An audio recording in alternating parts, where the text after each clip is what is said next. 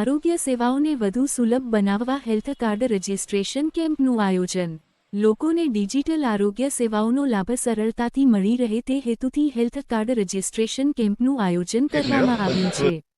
કેમ્પમાં નાગરિકોને health card બનાવવાની પ્રક્રિયા, ડિજિટલ નોંધણી તેમજ આરોગ્ય સંબંધિત વિવિધ સેવાઓ અંગે માર્ગદર્શન આપવામાં આવી નોવા રહ્યું છે. હેલ્થ સોલ્યુશન પ્રાઇવેટ લિમિટેડ કરીને અમારી પાલનપુરમાં કંપની છે.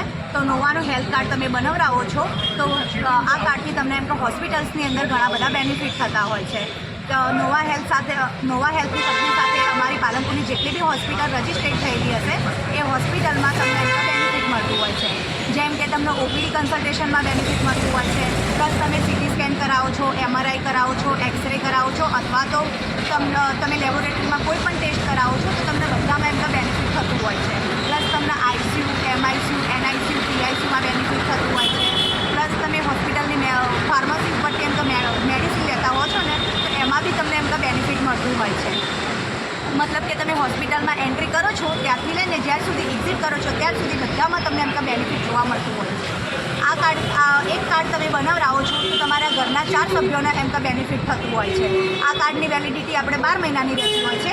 12 મહિના પછી તમે એમનો રિન્યૂ પણ કરાવી શકો છો. અને આ કાર્ડનો 12 મહિનાનો પ્લાનનો ચાર્જ આપણે 499 રૂપિયા ચૂકવવાનો રહેતો હોય છે. અને આ કાર્ડનો તમારે કોન્ટેક્ટ કરવો હોય તો તમે 98 98 78 66 83 વાળા નંબર ઉપર કોન્ટેક્ટ કરી શકો છો. પેશન્ટ કેટલા સમય સુધી આ કાર્ડનો યુઝ કરી શકે એક વર્ષની અંદર? એક વર્ષની અંદર એમ તો એક વાર પણ યુઝ કરી શકે છે અથવા તો 10 વાર પણ યુઝ કરી શકે છે. એનાથી વધુ કોઈ? એનાથી વધુ પણ એ યુઝ કરી શકે છે. આપણે એમ તો કોઈ લિમિટ નથી આની અંદર.